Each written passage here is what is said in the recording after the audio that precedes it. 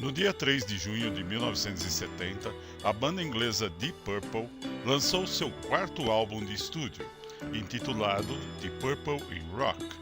Foi o álbum de estreia do vocalista Ian Gillan. A terceira faixa é a música Child in Time, uma música que até hoje é usada como teste dos agudos de um vocalista que pretende ser um astro do rock.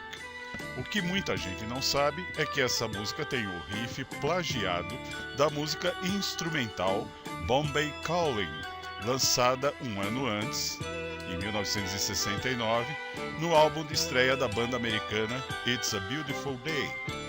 Trata-se de um plágio declarado explicitamente pela banda na época, um plágio de homenagem. Confira e compare.